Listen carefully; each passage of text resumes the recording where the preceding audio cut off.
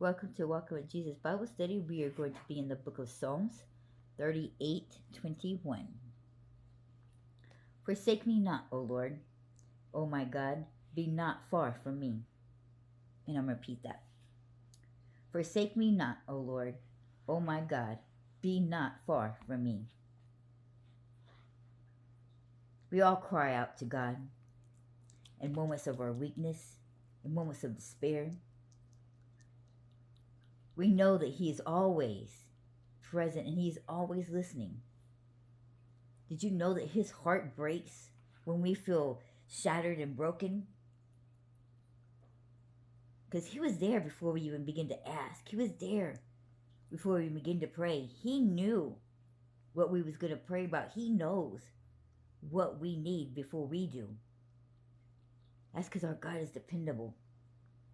He would never forsake us at any point in our life.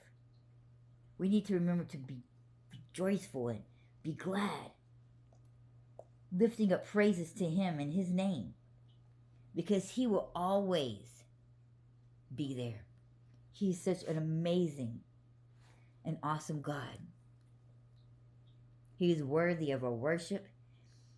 He is worthy of our praise. You know, when we're like in life, sometimes during like either I want to say either at work or say your high school, and there's somebody who has the head honcho, say like the king or queen of prom, or people that's in charge of this and that, or the people who's going to be our managers, and just like we have our governments, we all select who would be the best one for the job. And we don't want this particular person because we know that this person is going to do this and that, or this person is pure evil and he's just going to do this and that. What if a different type of thing was going to be God instead of this God? One that was going to be greedy. As we can read in our past history, over the past generations, way before, of certain kings who ruled over the country.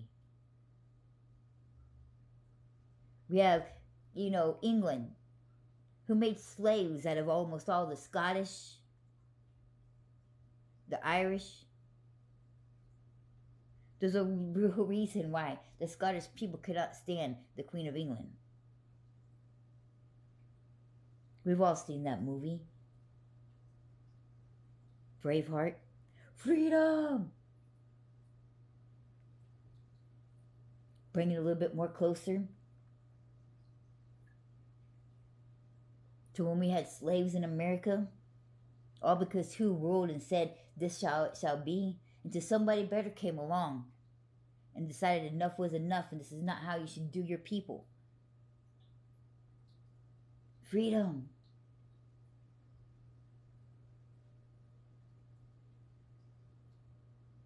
But right now in this generation, there is more slaves than we can even imagine. There is so many children that is sold into slavery right now, that is being kidnapped. We've got children missing by, not just by a handful.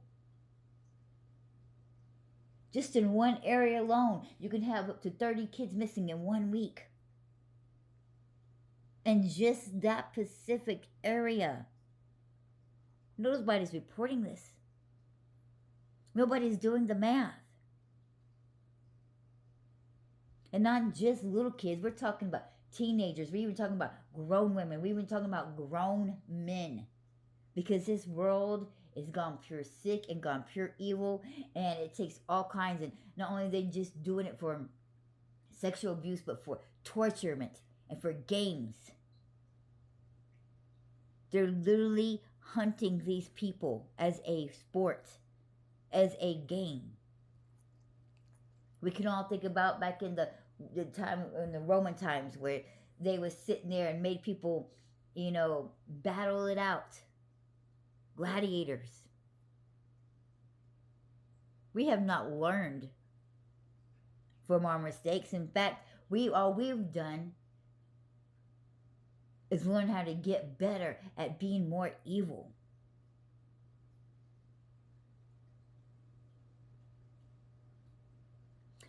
So imagine if God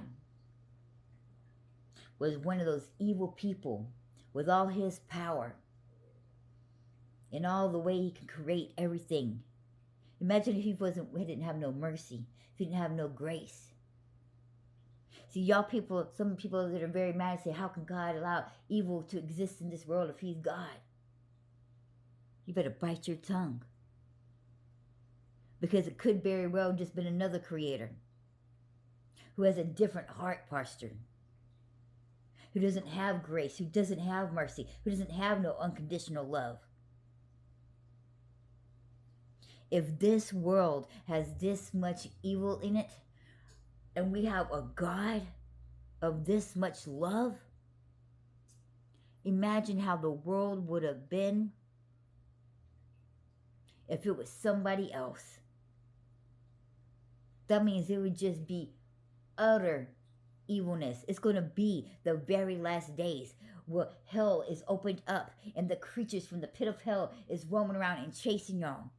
So y'all worried about zombies. Oh, they say there's some truth and everything that, you know, the devil has a little part. And we can tell by the Simpsons and all these things are predicting everything. Is because the devil has manipulated these minds and has been in control of the government, of what we eat, the schooling systems. See, he did us dirty. He was in just a little bit in every single thing, and now he's crept up and is taking control. And he was sneaky about it. But see, there's God. The God that we have is inside certain people's hearts and in their souls and in the way they're acting. But if you was to remove that God out of everybody, imagine the hell on earth. There would be no difference between hell. Everything would just be literally just hell. So we want to get mad. We want to blame God. But what if we were to think about if God wasn't God? What if it was somebody else who was our creator and they have a different posture? Just how evil this world will be. Just how evil each individual would be. How things would be totally different.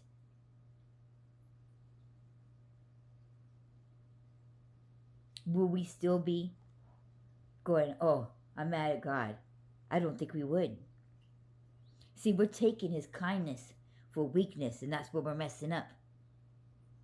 See, we're taking his grace and his mercy for granted, thinking that we can continue doing whatever we want because we got these free gifts. They wasn't free. Blood was the price.